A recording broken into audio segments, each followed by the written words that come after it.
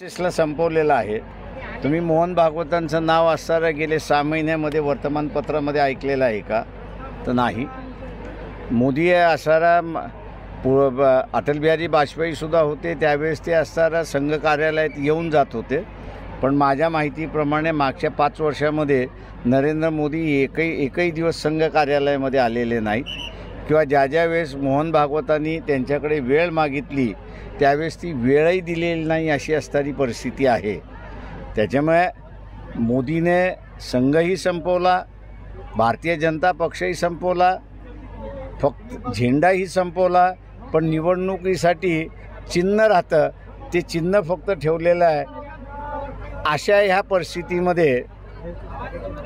परिस्थितीमध्ये पक्ष टिकले तर देशाचा एकोपा टिकतो, अशी असणारी परिस्थिती आहे।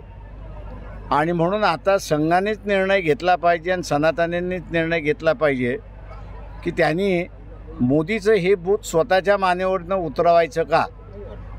मी आवाहन केलं आहे की त्यांनी त्यांच्या मानेवरती बसलेलं जे भूत आहे ते आम्ही उतरवायला निघालेलो आहोत, तेव्हा संघाने त्याच्यामध्ये मदत करावी, हे आवाहन आम्ही केलेलं आहे।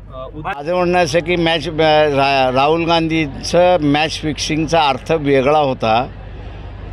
तो इथे महाराष्ट्र काँग्रेस, त्याच्यानंतर उद्धव ठाकरे आणि त्याच्याचबरोबर शरद पवार यांनी BJP बरोबर बसून मॅच फिक्सिंग केलेलं आहे, हे त्यांनी विसरता कामा नये आता।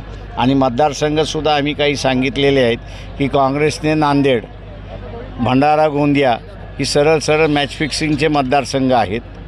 त्याच्यानंतर असणारा कल्याण शिवसेनेचा मतदारसंघ हा सुद्धा मॅच फिक्सिंगचा मतदारसंघ आहे।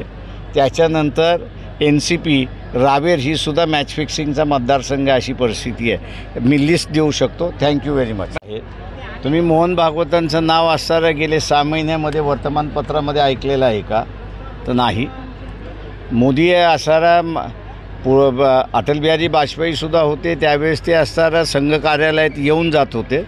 पण माझ्या माहितीप्रमाणे मागच्या 5 वर्षामध्ये नरेंद्र मोदी एकही दिवस संघ कार्यालयामध्ये आलेले नाहीत, किंवा ज्या वेळेस मोहन भागवतांनी त्यांच्याकडे वेळ मागितली त्यावेळेस ती वेळही दिलेली नाही, अशी असणारी परिस्थिती आहे।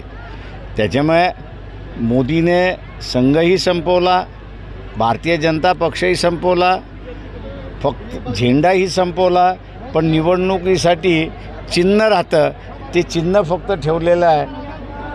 अशा ह्या परिस्थितीमध्ये पक्ष टिकले तर देशाचा एकोपा टिकतो, अशी असणारी परिस्थिती आहे। आणि म्हणून आता संघानेच निर्णय घेतला पाहिजे आणि सनातन्यांनीच निर्णय घेतला पाहिजे की त्यांनी मोदीचं हे भूत स्वतःच्या मानेवरनं उतरवायचं का। मी आवाहन केलं आहे की त्यांनी त्यांच्या मानेवरती बसलेलं जे भूत आहे ते आम्ही उतरवायला निघालेलो आहोत, तेव्हा संघाने त्याच्यामध्ये मदत करावी, हे आवाहन आम्ही केलेलं आहे। ABP माझा, उघडा डोळे बघा नीट।